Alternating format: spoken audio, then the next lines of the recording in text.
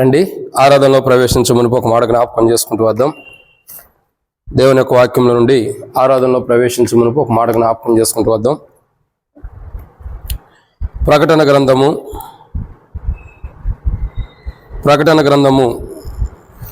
మొదటి అధ్యాయం 11వ వచనం 10-11 వచనాలు. ప్రకటన గ్రంథము మొదటి అధ్యాయము 10-11 వచనాలు అందరం కలిసి చదువుదాం. ప్రభు దినమందు ఆత్మావశనై ఉండగా బోరధ్వని వంటి గొప్ప స్వరము నీవు చూచుచున్నది పుస్తకంలో రాసి ఎఫెసు, స్మరణ, పెర్గమ, తుయతైర, సార్దిస్, ఫిలదెల్ఫియా, లవోదికయను 7 సంఘములకు పంపమని చెప్పుట నా వెనక వింటిని. కాబట్టి ఇక్కడ మనం చూస్తున్నటువంటి మాట ఏంటంటే 7 సంఘముల గురించి మనం ధ్యానిస్తూ వస్తున్నాం. ఇప్పటికే 7 సంఘముల గురించి 6 సంఘముల గురించి 6 నెలలు కంప్లీట్ అయిపోయి ఇది 7వ సంఘముల గురించి మనం ధ్యానిస్తున్నాం. ఈ సంఘం పేరు ఏంటంటే లవోదికయ. మళ్ళా చెప్తున్నా, గుర్తుపెట్టుకోండి, లవోదికయ గురించి ఎక్కువగా ధ్యానించడానికి కొన్ని కారణాలు ఉన్నాయి. అవన్నీ కూడా గత ఆదివారం కూడా చెప్పబడుతూ వచ్చింది. కాబట్టి ఇక్కడ మనం చూస్తున్నటువంటి ఒక మాట ఏంటంటే ప్రకటన గ్రంథం 3వ అధ్యాయంలో దేవుని యొక్క వాక్యాన్ని చూస్తున్నట్లయితే 14వ వచనంలో లవోదిక సంఘముల గురించి రాయబడుతూ వచ్చింది. ఇప్పటికే మనం గత వారంలో 14-15 వచనాల్లో లవోదిక స్థితిగతుల గురించి దాదాపు 18 ఆదివారాలు ఏమో ధ్యానిస్తూ వచ్చాం. ఈరోజు ఎన్నో ఆదివారం? కరెక్టేనా? 19వ వారం మనం ధ్యానించబోతున్నాం. ఈ వారం చూసే మాట ఏంటంటే ప్రకటన గ్రంథం 3వ అధ్యాయం 16వ వచనము. ఒకసారి అందరం కలిసి చదువుదాం. ప్రకటన గ్రంథము 3వ అధ్యాయం 16వ వచనం. నీవు వెచ్చగానైనను చల్లగానైనను ఉండక నులివెచ్చగా ఉన్నావు గనుక నేను నిన్ను నా నోట నుండి ఉమ్మివేయ నిర్దేశించుచున్నాను. కాబట్టి దేవుడి యొక్క వాక్యాన్ని చూసినట్లయితే ఒక మాట రాయబడుతూ వచ్చింది. ఏమిటి మాట అంటే బైబిల్ చెబుతున్న మాట, నీవు వెచ్చగానైనను చల్లగానైనను ఉండక. అంటే లవోదిక సంఘం యొక్క స్థితి ఇప్పుడు ఈ వెచ్చగా చల్లదనంతో ఈ వారం వచ్చే వారంతో కంప్లీట్ అయిపోయింది. నాకు తెలిసి ఇక ఈ లవోదిక సంఘముల గురించి ఇది లాస్ట్ రోజు కాబట్టి ఈ నెలలో నెక్స్ట్ మంత్ అయిపోయిన తర్వాత 6 నెలలు అన్నాం కదా, నెక్స్ట్ మంత్ అయిపోయిన తర్వాత ఇంకొక వారమే ఆ తర్వాత మంత్లోకి మనం ప్రవేశిస్తాం. అప్పటితో అయిపోతుంది. లవోదిక గురించి మనం ధ్యానిస్తాం. దాంట్లో 6 నెలలు. 6 నెలల్లో ఇప్పటికే మనం 2 వచనాల్లోనే చాలా వరకు ధ్యానించుకుంటూ వచ్చాం. సో ఎందుకు ఈ లవోదిక గురించి ఎంతగా ధ్యానించబడుతుందంటే దీని పరిస్థితులు వేరు, లవోదికలో ఉన్న స్థితిగతులు వేరు, లవోదికలో ఉన్నటువంటి పరిస్థితులు వేరు. కాబట్టి అంతగా మర్మంగా మనం ధ్యానించాల్సి వస్తుంది. లేకపోతే అన్ని సంఘముల్లాగా నెల రోజులకే దీన్ని కూడా కంప్లీట్ చేయొచ్చు. కానీ అటువంటి చేసే స్థితి కాదు ఇది. ఈ లవోదిక స్థితిగతులు అన్నీ కూడా ఎలాంటివంటే క్రమక్రమంగా మెల్లమెల్లగా ఇదంతా కూడా అభివృద్ధి అయ్యేటటువంటి కోణంలోకి వచ్చేసింది. సో ఇక్కడ మనం చూసినటువంటి ఒక మాట ఏంటంటే 16వ వచనంలో నీవు వెచ్చగానైనను, నువ్వేమని వెచ్చగానైనను చల్లగానైనను లేవు. సో ఇక్కడ మరొక మాట ప్రభు మాట్లాడుతుంది ఏంటంటే నువ్వు వెచ్చగానే చల్లగానే లేవు అంటాడు. సో ఈరోజు మనం చూసేటటువంటి ఒక మాట ఏంటంటే బైబిల్లో అనేక కోణాలు మనకు రాయబడుతూ వచ్చినాయి. ఈరోజు చల్లగానైనను వెచ్చగానైనను అని అంటే ఇక్కడ రాయబడిన వెచ్చదనం దేని కొరకంటే ఒక క్రైస్తవుని యొక్క జీవితానికి సాదృశ్యమైనది. చల్లదనం దేని కొరకు రాయబడుతూ వచ్చిందంటే లోకానికి సాదృశ్యమైనది. దేనికండి? లోకం. ఒకటేమో క్రైస్తవుని యొక్క విశ్వాస జీవితం పెంపారుతున్నటువంటి అభివృద్ధి పొందుతున్న క్రైస్తవ జీవితానికి సూచనగా వెచ్చగా రాయబడుతూ వచ్చింది. ఇక్కడ రాయబడిన చల్లదనం దేని స్థితికి ఉందంటే అనేక మంది బైబిల్ జ్ఞానులు కూడా చెబుతూ వస్తారు, చల్లదనానికి సూచనగా. చల్లదనం అంటే అర్థం ఏంటి? సూచనగా చల్లదనం అంటే అది లోకానికి సాదృశ్యమైనదని అర్థం. ఈ చల్లదనం గురించి ఇంతకుముందు 2 కోణాలు మనం 2 పర్యాయంలో ధ్యానించాం. అది డిఫరెంట్. ఈరోజు మనం చూస్తున్నటువంటి మాట ఏంటంటే ఇక్కడ వెచ్చదనం గురించి ప్రభుత్వం అయితే వచ్చే వారం చూద్దాం. మొదటగా చూసేది ఏంటంటే చల్లగానైనను. ఏమని రాయబడుతూ వచ్చిందండి? చల్లగానైనా. ఈ లవోదిక స్థితిగతులు ఎలా ఉండాలంటే ఎలా ఉండి అంటే చల్లగానైనను అంటే కనీసం నువ్వు లోకంలో ఉన్నా మేలే. అర్థమవుతుందండి? ఏమంటున్నాడు? ఇక్కడ మాట్లాడే కోణం వచ్చేదానికి అర్థం వేరు మారిపోతుంది. నువ్వు చల్లగానైనను అంటే అర్థం ఏంటి? నువ్వు లోకంలో ఉన్నా మేలే అంటున్నాడు. అంటే ఒకవేళ రక్షణ మారుమూస బాప్తిసం పొందటమే కాదు, రక్షించబడిన క్రైస్తవ జీవితమే కాదు, నువ్వు లోకంలో ఉండగానే మేలే. ఎందుకంటే ఒకవేళ లోకంలో ఉండా నేను ఏదో కోణంలో రక్షించుకునేవాడిని. సో నువ్వు లోకంలోనూ లేవు, అటు దేవుల్లోనూ ఆత్మీయ స్థితిలో లేవు. కాబట్టి లవోదిక స్థితిగతుల గురించి నులివెచ్చని స్థితిలో మాట్లాడుతూ వస్తున్నాడు ప్రభు. అయితే ఈరోజు లోకము అన్నదని మనం చూస్తాం. చల్లదనం అంటే లోకము. సో లోకములో ఉన్నవారు కానీ లోకము కానీ ఎలాంటి స్థితిలో ఉందంటే బైబిల్లో 7 విషయాలు మనం చూడొచ్చు.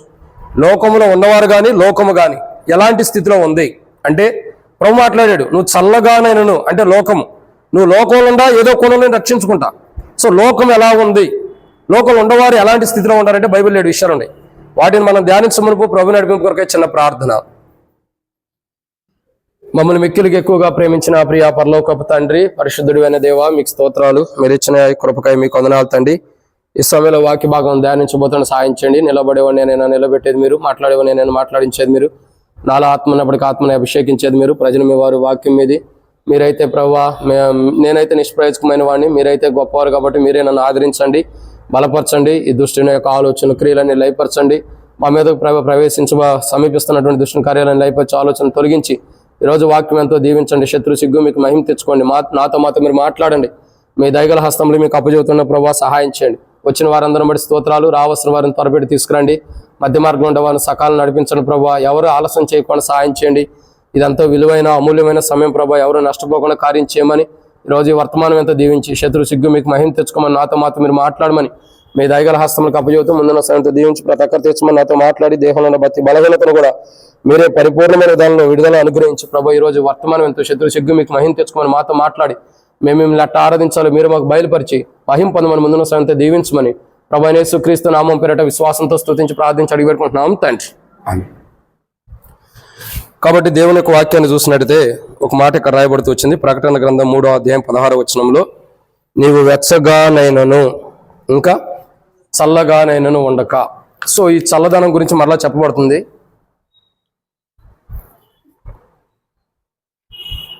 ఈ చల్లదనం దేనికంటే లోకానికి సాదృశ్యమని. దేని కొరకండి? లోకం. సో ఇప్పుడు మనం చూస్తున్నటువంటి ఒక మాట ఏంటంటే చల్లగా అంటే లోకము. లోకంలో కానీ లోకంలో ఉండేవారు కానీ ఎలాంటి స్థితిలో ఉండారంటే బైబిల్లో ఒక 7 విషయాలు మనం ధ్యానించవచ్చు. దాంట్లో మొదటి మాటను చూద్దారండి. యోహాను సువార్త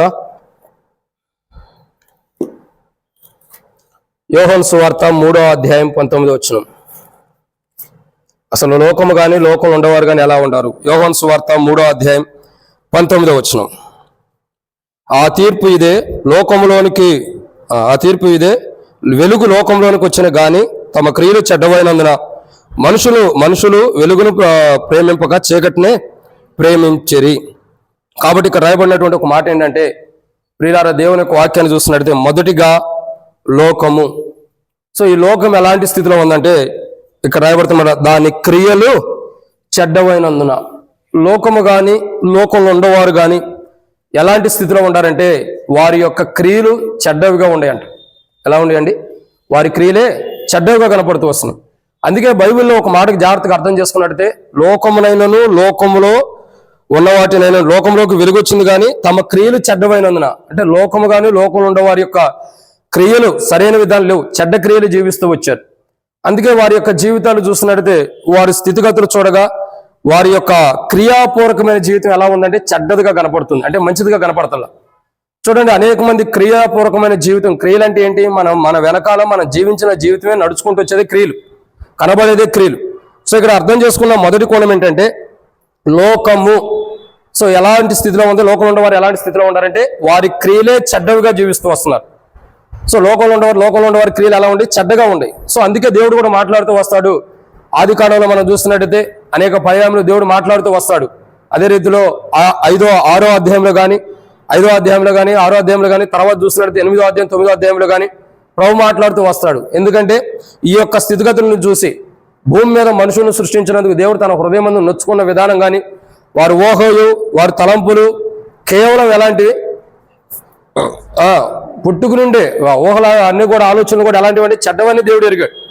సో ఇక్కడ చూసింది లోకం అంటే ఎలాంటిదంటే చెడ్డ క్రియలు కలిగింది. సో లవోదికతో ఎందుకు మాట్లాడుతున్నా అంటే నువ్వు చెడ్డ క్రియలు కలిగి ఉండా మంచిదే.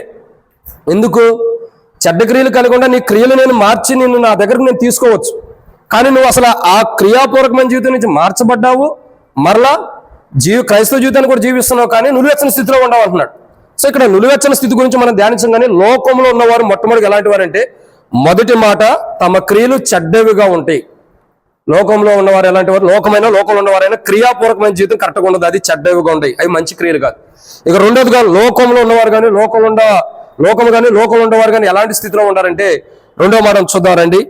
దేవుని యొక్క వాక్యం చూసినట్టయితే ప్రసంగి గ్రంథము 3వ అధ్యాయము 16వ వచనం. మరియు లోకమునందు విమర్శ స్థానంలో దుర్మార్గత జరుగుటే, న్యాయమండవలసిన స్థానంలో దుర్మార్గత జరుగుటే నాకు కనబడెను. సో రెండో మాట, లోకము కానీ లోకంలో ఉండేవారిలో కానీ వారి స్థితిగతులు ఎలా ఉండే అంటే దుర్మార్గమైన జీవితం కలిగి ఉంటారు. ఎలా ఉంటారండి? దుర్మార్గమైన జీవితం అంటే లోకము కానీ లోకంలో ఉండేవారు కానీ వారి స్థితిగతులు చూడగా దుర్మార్గంతో ఉండారంట. అంటే వారిలో మంచితనం అన్నది లేదు, ఒక రకంగా చెప్పాలంటే వారి ప్రవర్తన, వారు జీవించే జీవితము, వారి యొక్క ప్రవర్తన ఫలం అంతా కూడా ఎలా ఉందంటే లోకంలో ఉన్నవారంతా కూడా ఎలాంటి వారంటే దుర్మార్గంగా జీవించేవాడు. అంటే ప్రేమానురాగాలు లేకుండా, ఆప్యాయతలు లేకుండా, సహవాసం లేకుండా, ఇంకా రక్త సంబంధమని ఆ యొక్క భేదాలు లేకుండా, ఇంకా చెప్పాలంటే అనేకమైనటువంటి విరోధమైన జీవితాన్ని కలిగి ఉండేవారు లోకంలో ఉండేవారు. దుర్మార్గంగా జీవించేవాళ్ళు అంటే అర్థం ఏంటి? వాళ్ళకి ప్రేమాని కానీ, దయాని కానీ, కనికరమని కానీ ఉండదు. సో ఇక్కడ అర్థం చేసుకున్న రెండో కోణం ఏంటంటే లోకంలో ఉండేవారు దుర్మార్గంగా జీవించే వరకు ఉంటున్నారు, దుర్మార్గమైనటువంటి జీవితాన్ని కలిగి ఉంటుంది. లోకం ఎలా ఉంటుందంటే ఒక దుర్మార్గమైన జీవితం, లోకంలో ఉండేవారు కూడా ఒక దుర్మార్గమైన జీవితాన్ని కలిగి ఉంటున్నారు. అయితే దేవుని యొక్క వాక్యం చెప్పబడే మాట ఏంటంటే ఒకవేళ నువ్వు అలాంటి దుర్మార్గమైన స్థితిలో ఉండని నేను రక్షించుకోగలను అంటున్నాడు. లవోదిక యొక్క స్థితిగతులు చూడండి. ఒకటి, లవోదికయ ఎలా ఉందండి? చెడ్డ క్రియలు కలిగి ఉండొచ్చు, చెడ్డ క్రియలు కలిగి ఉన్న దాన్ని దిప్రభు మార్చుకుంటాడు. రెండు, లవోదికయ దుర్మార్గమైన జీవితాన్ని కలిగి ఉండొచ్చు, దుర్మార్గమైన జీవితం కలిగి ఉండా దేవుడు మార్చుకోగలడు.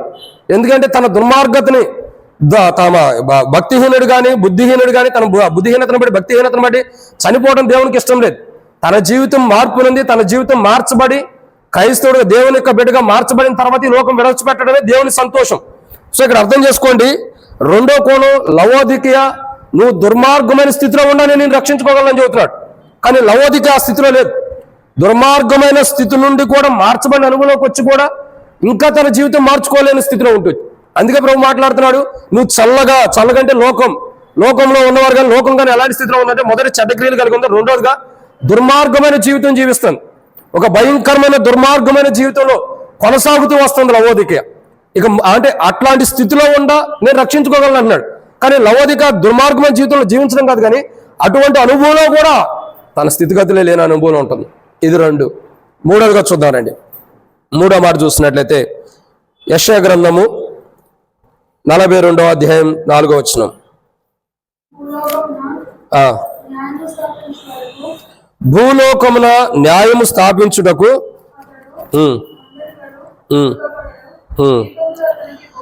చాలా కాబట్టి ఇక్కడ రాయబడిన ఒక మాట ఏంటంటే మనం యెషయా గ్రంథం 42వ అధ్యాయం 4వ వచనంలో చూస్తున్నాము. భూలోకము న్యాయం స్థాపించు వరకు అతడు మందగిలడు. ఇక్కడ రాయబడిన మాట ఏంటంటే భూలోకము ఏముంది? ఈ లోకంలో చెప్పండి, ఈ లోకంలో ఏముంది? న్యాయం అన్నది లేదంట. ఏం లేదండి? న్యాయం లేదు. ఈ లోకంలో ఏముందంటే అన్యాయంతో కూడిపోయింది. ఈ లోకము దాని స్థితిగతులు చూడగా, ఈ లోకంలో ఉన్న పరిస్థితులన్నీ చూడగా, ఈ లోకం ఏ కోణంలో ఉంటూ వస్తుందంటే ఒక మాటలో చెప్పాలంటే ఈ లోకము న్యాయము లేనిదిగా ఉంటుంది. అంటే అన్యాయపు జీవితాన్ని జీవిస్తుంది. ఈ లోకం ఎలా ఉందండి? అన్యాయంతో కూడినటువంటి జీవితాన్ని జీవిస్తుంది. ఈ లోకము కానీ లోకంలో ఉండేవారికి కానీ న్యాయవంతమైనటువంటి క్రైస్తవ జీవితం లేదు. ఏం లేదు? న్యాయవంతమైన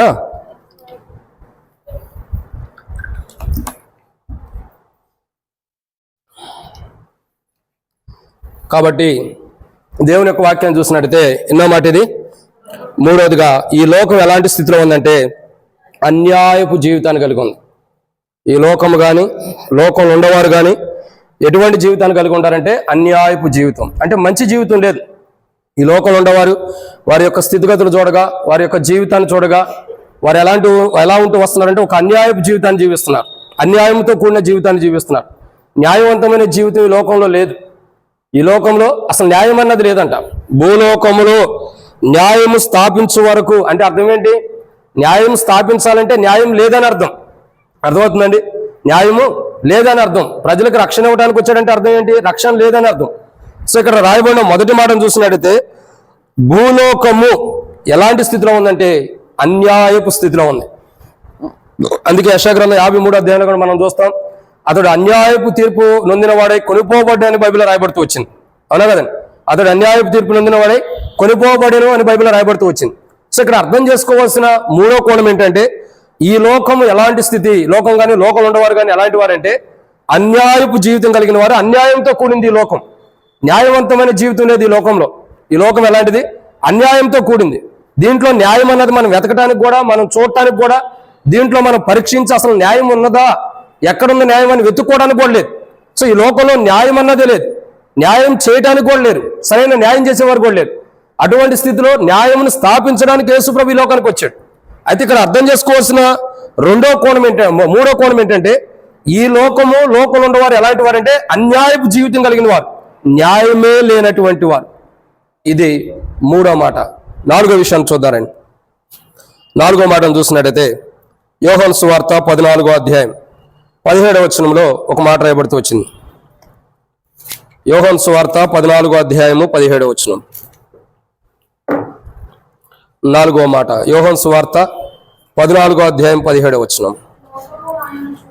లోకము ఆయనను చూడదు, ఆయనను ఎరుగదు, ఆయనను పొందనేరదు, మీరు ఆయన ఎరుగుదురు. సో ఇక్కడ మనం చూస్తున్నటువంటి 4వ మాట ఏంటి మాట అంటే, లోకం ఎలాంటి స్థితిలో ఉందంటే, లోకం కానీ లోకంలో ఉండేవారు ఎలాంటి స్థితిలో ఉండారంటే, 4వదిగా ఆయనను చూడని స్థితిలో ఉన్నారు. ఎలాంటి స్థితిలో ఉండారండి?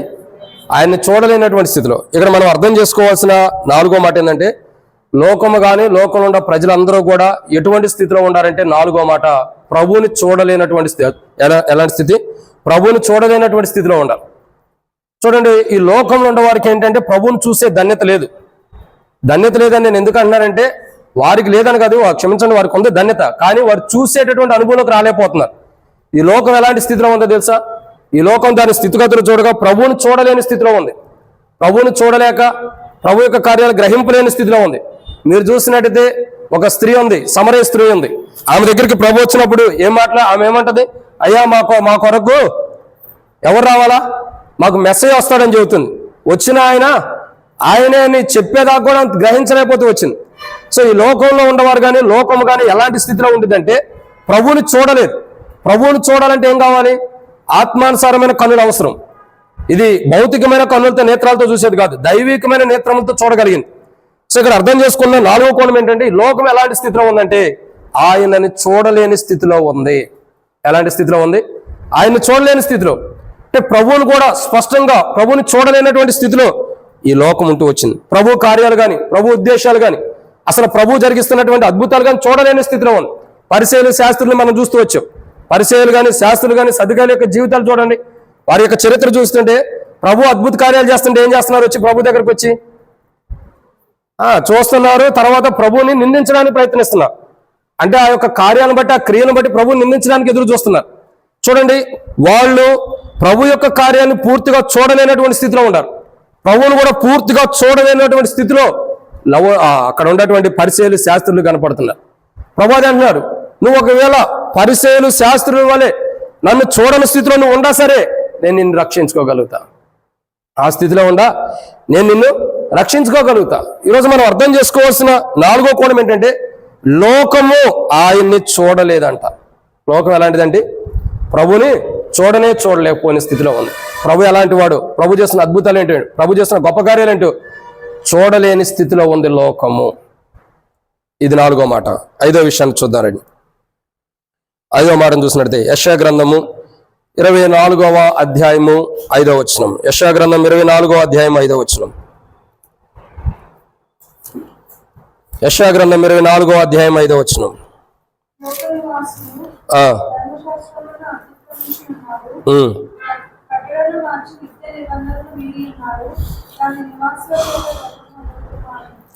కాబట్టి ఇక్కడ రాయబడినటువంటి ఎన్నో మాట ఇది?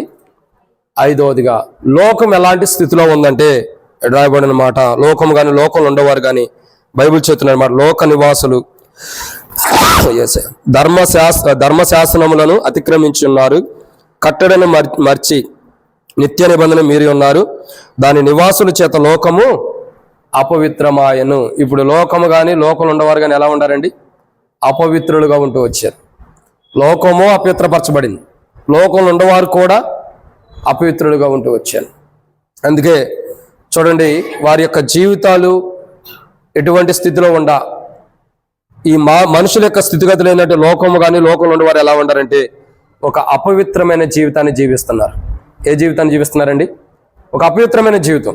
అంటే పవిత్రమైన జీవితం వారిలో లేదు, ఒక పరిశుద్ధమైన జీవితం వారిలో లేదు.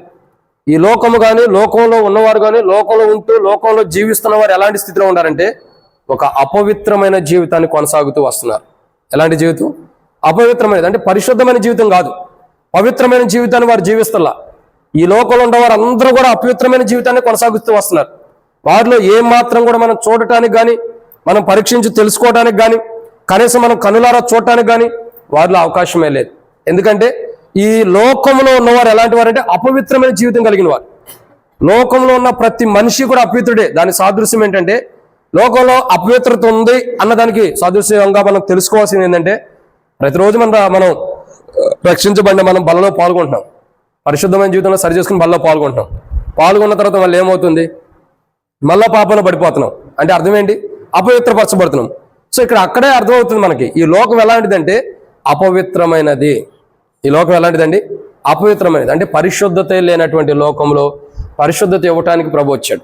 అయితే ఈ లోకంలో ఉండేవారందరూ కూడా ఎలాంటి స్థితిలో ఉన్నారంటే ఇక్కడ రాయబడినటువంటి 5వ మాట, ఈ లోకము అపవిత్రమైనది. పరిశుద్ధతే లేనటువంటి లోకం ఇది. పాపముతో అపవిత్రతతో లోకమంతా కూరుకుపోయినటువంటి లోకం. కాబట్టి 5వ మాట, ఈ లోకము అపవిత్రమైనది. ఇక 6వ విషయాన్ని చూద్దారండి. యోహాను సువార్త 7వ అధ్యాయం 7వ వచనం. యోహాను సువార్త 7వ అధ్యాయము 7వ వచనం. ఈ లోకం ఎలాంటిది?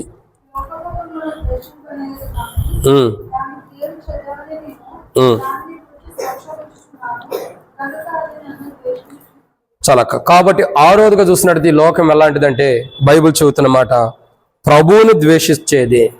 ఎలాంటిది లోకము? ప్రభువును ద్వేషిస్తున్నది. ఈ లోకం యొక్క స్థితిగతులు మనం జాగ్రత్తగా అర్థం చేసుకున్నట్టయితే, ఈ లోకము కానీ లోకంలో ఉన్నటువంటి పరిస్థితులు కానీ మనం అర్థం చేసుకున్నట్టయితే ఈ లోకం ఎలాంటి స్థితిలో ఉందంటే ప్రభువుని ద్వేషించే స్థితిలో ఉంది. ఎలాంటి స్థితిలో ఉందండి? ప్రభువుని ద్వేషించే స్థితిలో ఉంది. నిజంగా ఈ లోకం యొక్క స్థితిగతులు మనం చూసినట్టయితే, ఈ లోకం యొక్క పరిస్థితులు మనం చూస్తే, ఈ లోకం యొక్క అనుభవాలు మనం చూసినట్టయితే ఈ లోకం ఎలాంటి స్థితిలో ఉంది? ప్రభువుని ద్వేషించేటటువంటి స్థితిలో ఉంది. అంటే ప్రభువుని ప్రేమించే స్థితిలో లేదు. అందుకే ప్రభు అంటాడు కదా, ఈ లోకమైనను లోకం మిమ్మల్ని ద్వేషింపనేది కానీ లోకము దాని గురించి చెడ్డమైనను నేను దాని గురించి సాక్ష్యం ఇచ్చుచున్నాను కనుక అది నన్ను ద్వేషించుతున్నది. ఈ లోకం ఎలాంటిదంటే ప్రభువుని ద్వేషించేది. ఎలాంటిది ఈ లోకము? ప్రభువుని ద్వేషించేది. ప్రభువుని ప్రేమించేది కాదు ఈ లోకం. ప్రభువు చూడండి, ప్రభు అయిన యేసుక్రీస్తు ప్రభువు ఈ లోకానికి వచ్చిన తర్వాత ఆయన ఈ లోకానికి జన్మించేటప్పుడే ఆయన మా ఇంట్లో వద్దు, ఆమె మరి ఎవరు సహోదరి మరియా, తల్లి అయిన మరియా డెలివరీ టైంలో ఎవరో కూడా ఇంట్లో చేర్చుకోవాలా. ఎందుకని? ఆయన పుట్టేటప్పుడే ఆయన ద్వేషించారు అందరూ. అవునా కదండి? ఆయన పుట్టేటప్పుడే ఆయన ద్వేషించారు, ఆయన పుట్టిన తర్వాత కూడా ద్వేషించారు. అందుకే చంపడానికి కూడా ప్రయత్నించారు ఫరో. అర్థమవుతుందండి? ఆ తర్వాత కూడా హేరోదు యొక్క జీవిత చరిత్ర చూసినది ఏమవుతుంది? చంపడానికి కూడా ప్రయత్నిస్తున్నారు. ఎందుకంటే ఇదే జరుగుతుంది. ఎందుకంటే ప్రభువుని ద్వేషిస్తున్నారు. ఆ తర్వాత ప్రభు చేస్తున్న అద్భుత కార్యం చూసి ప్రభుని ద్వేషించారు. ఇంకా చూసినట్టయితే ప్రభు శిలువ కార్యం చూసి కూడా ప్రభుని ద్వేషించిన వాళ్ళు ఉన్నారు. సో ఈ రోజు మనం అర్థం చేసుకోవాల్సిన విషయం ఏంటంటే లోకము లోకాన్ని ప్రేమించదు కానీ ప్రభుని ప్రేమించదు. ఎందుకంటే ప్రభుని ద్వేషించింది, ప్రభుని ద్వేషిస్తుంది. ఈ లోకం ఎలాంటి స్థితిలో ఉందంటే ప్రభుని ద్వేషించే స్థితిలో ఉంది. ప్రభుని ప్రేమించే స్థితిలో కానీ ప్రభుకు సమీపం వచ్చే స్థితిలో లోకం లేదు. ప్రభుని ద్వేషించేటటువంటి అనుభవంలోనే లోకం ఉంది. ఎప్పుడు చూసినా ప్రభువుని ద్వేషించడమే, ప్రభువుని అవమానించడమే, ప్రభువుని ఆ బాధకరంగా మాట్లాడటమే కానీ ప్రభు వద్దనుకోవటమే కానీ ప్రభువుని ప్రేమించిన అనుభవం లోకానికి లేదు. ఈ లోకం ఎలాంటిదంటే ప్రభువుని ద్వేషించినది లోకము. ఎలాంటిది లోకము? ప్రభువుని ద్వేషించేది. లోకంలో ఉండేవారు కూడా ప్రభువుని ద్వేషించేవారే. ఒకప్పుడు మనం కూడా ఆ స్థితిలో ఉండేవారమే, ప్రభువుని ద్వేషించిన వారమే, ప్రభు గురించి ద్వేషించిన వారమే. ఈరోజు మనం స్థితిగతులు మార్చబడి ప్రభుని ఆరాధించడానికి వచ్చామంటే అది దేవుని యొక్క గొప్ప కార్యము, ప్రభువైన యేసుక్రీస్తు ప్రభువు చేసిన సిలువ త్యాగము. అర్థమవుతుందండి. పరిశుద్ధాత్మ యొక్క నడిపింపు ద్వారా మనం ఇక్కడికి వచ్చి ప్రభుని ఆరాధించబోతున్నాం. దాన్ని బట్టి దేవుని స్తుతించాలి. ఇక 6వ మాట ఏంటంటే, ఇక్కడ చూస్తున్నా 6వ మాట ఏంటి? లోకం ఎలాంటిది? ప్రభుని ద్వేషిస్తుంది. ప్రభుని ద్వేషిస్తుంది. అందుకే అంటున్నాడు, లోకం ఏం చేస్తుందండి? దాని క్రియలు చెడ్డమైనందున అది నన్ను ఏం చేస్తుంది? ద్వేషిస్తుందంట. లోకమే దాని క్రియలు చెడ్డగుండే కాబట్టి ప్రభువులో ఏముంది? చెడ్డ క్రియలు. అందుకని ప్రభుని ఏం చేస్తుంది? ప్రభువుని ద్వేషిస్తుంది ఈ లోకం. ఇలా ఉన్నా ఓకే అంటున్నాడు లవోదిక గురించి. ఇక 7వ మాట ఏంటంటే, రండి చూద్దాం రండి. ఆదికాండం 44వ అధ్యాయము 29వ వచనంలో ఒక మాట ఉంది. ఆదికాండము 44వ అధ్యాయం 29వ వచనం.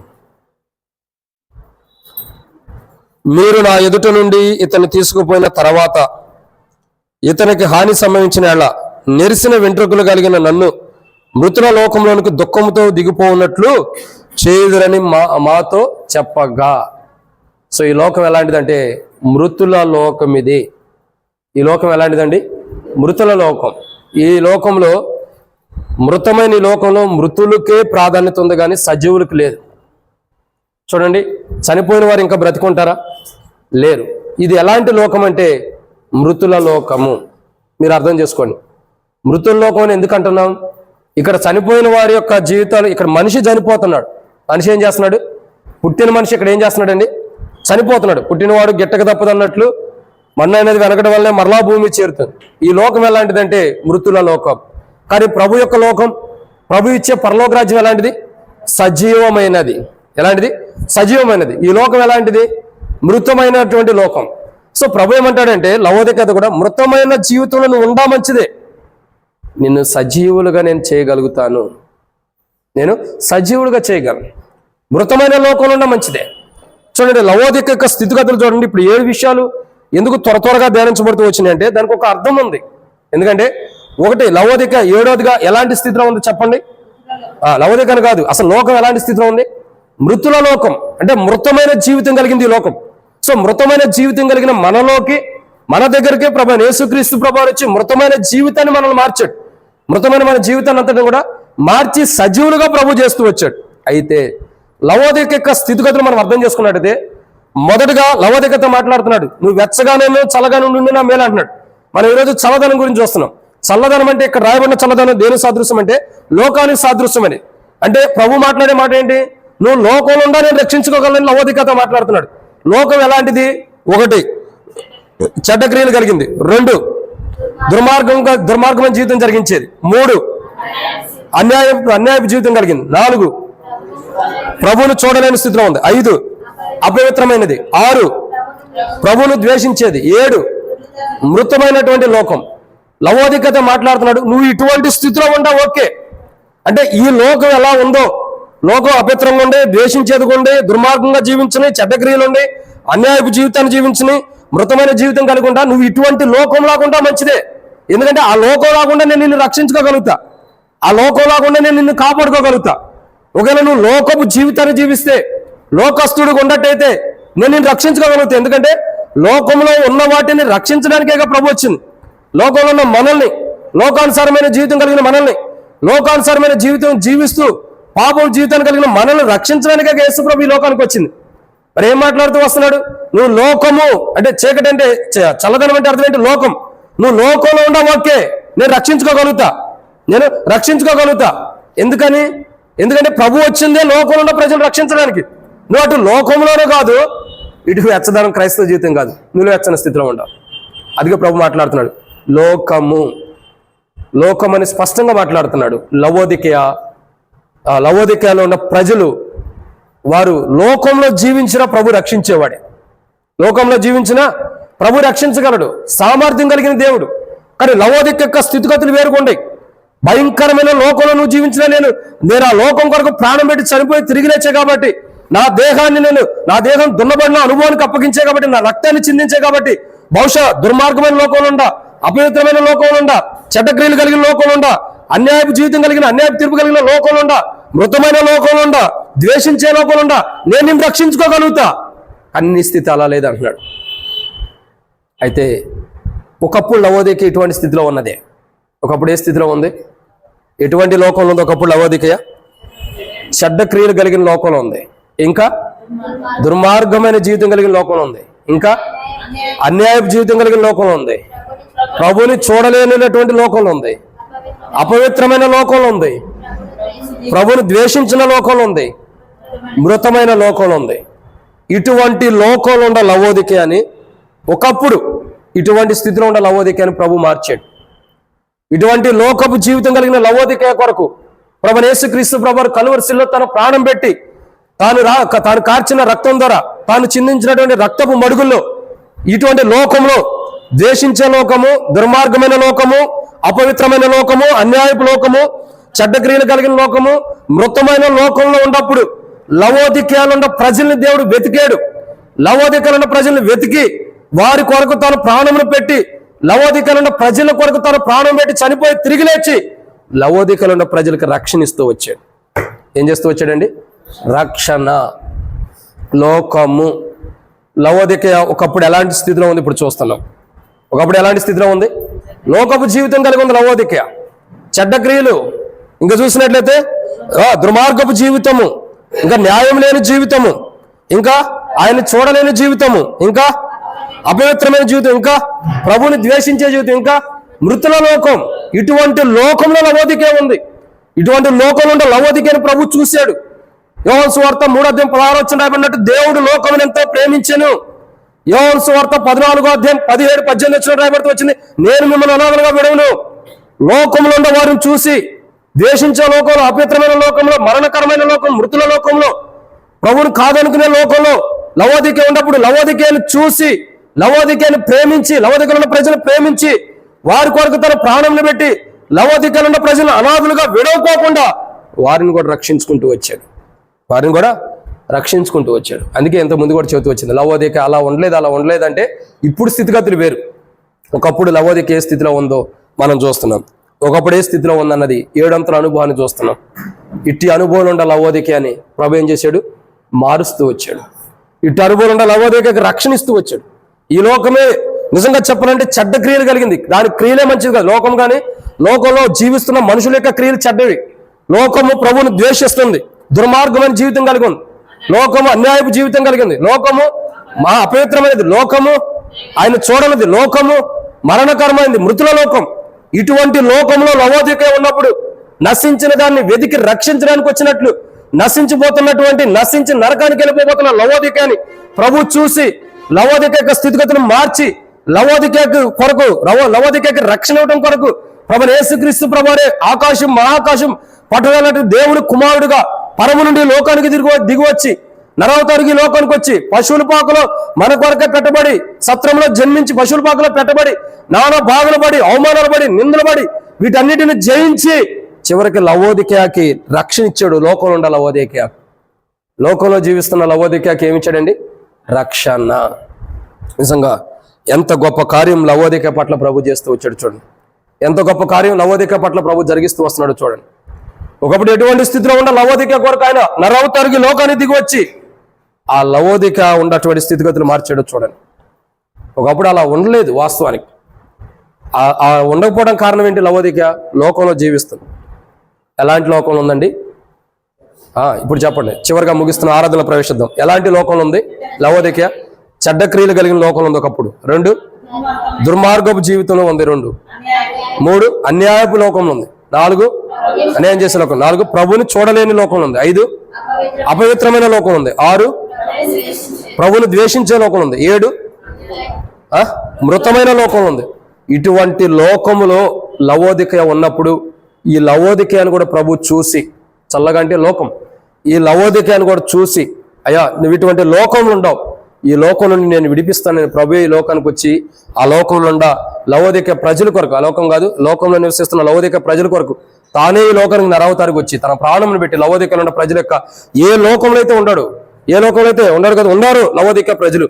ప్రభుని ద్వేషించారు కానీ, ప్రభుని అవమానించారు కానీ, ప్రభు అంటే ఇష్టం లేనటువంటి ప్రజలు ఎవరైతే ఉన్నారో అట్టి వారిని కూడా ప్రభు విడిచిపెట్టుకోకుండా వారిని కూడా రక్షించడం కొరకు ఆ లవోదికేలో ఉన్న ప్రజలందరినీ కూడా వెలుపట తీసుకొచ్చి వారందరికి రక్షణ ఇచ్చాడు.